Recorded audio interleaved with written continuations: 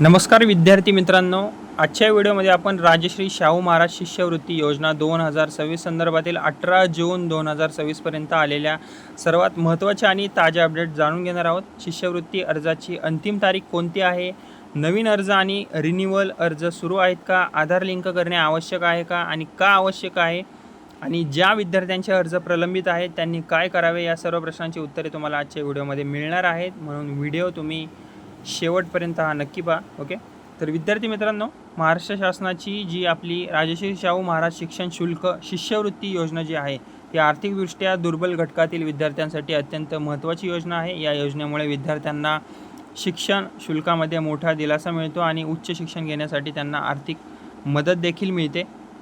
Okay, तर मित्रमंडळींनो, 18 जून 2026 पर्यंतच्या माहितीनुसार MHA-DBT पोर्टलवर शैक्षणिक वर्ष 2025-26साठी अर्ज प्रक्रिया सध्या सुरू आहे। नवीन अर्जदार आणि रिन्युअल करणारे विद्यार्थी दोघेही अर्ज करू शकतात। याशिवाय काही विद्यार्थ्यांना रिअप्लायची सुविधा देखील उपलब्ध करून देण्यात आलेली आहे।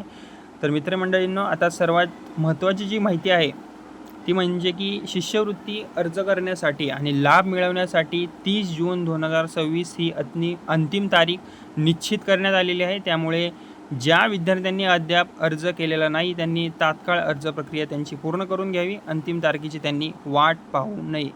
ओके, आता शासनाने आधार क्रमांक आणि बँक खाते लिंक असणे अनिवार्य केलेले आहे, कारण शिष्यवृत्तीची रक्कम थेट विद्यार्थ्यांच्या बँक खात्यात जमा केली जाते। जर आधार कार्ड आणि बँक खाते तुमचं जे लिंक नसेल तर शिष्यवृत्तीची जी रक्कम आहे ती जमा होण्यास अडचण येऊ शकते, किंबहुना येऊ नाही शकणार। त्यामुळे विद्यार्थी मंडळींनो, तुमच्यापर्यंत जर हा व्हिडिओ पोहोचला असेल तर हे काम तुम्ही करून घ्या। ओके, आधार आणि बँक खाते तुमचं लिंक करून घ्या, म्हणून सर्व विद्यार्थ्यांनी ही माहिती तुमची तपासून घ्यावी।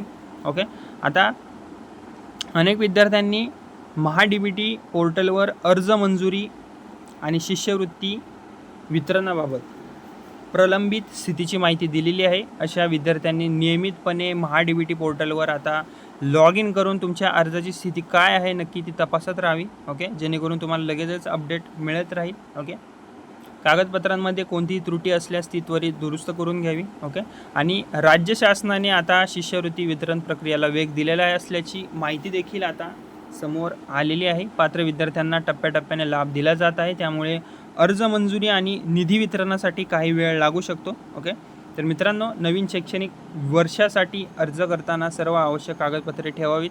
ओके, कोणकोणती कागदपत्रे ठेवावीत? ओके, जसे की आधार कार्ड, बँक पासबुक, उत्पन्न प्रमाणपत्र, प्रवेशाची कागदपत्रे आणि इतर आवश्यक कागदपत्रे अद्ययावत अपडेट करून ठेवावीत। ओके, तसेच आता शासनाचा शिष्यवृत्ती वितरणाबाबत दावा आहे। फेब्रुवारी 2026 मध्ये मुख्यमंत्री देवेंद्र फडणवीस यांनी विधानसभेत सांगितले की राजश्री शाहू महाराज शिक्षण शुल्क शिष्यवृत्ती आणि इतर शिष्यवृत्ती योजनांतर्गत पात्र विद्यार्थ्यांना मोठ्या प्रमाणात निधी वितरित करण्यात आलेला आहे। ओके, तर मित्रमंडळींनो, 18 जून 2026 पर्यंतच्या ज्या मोठ्या अपडेट आहेत त्या आपण एक एक करून बघून घेऊयात। राजश्री शाहू महाराज शिष्यवृत्ती योजनेसाठी MHA-DBT पोर्टलवर अर्ज प्रक्रिया सुरू आहे। 30 जून 2026 ही अर्ज करण्याची अंतिम तारीख आहे।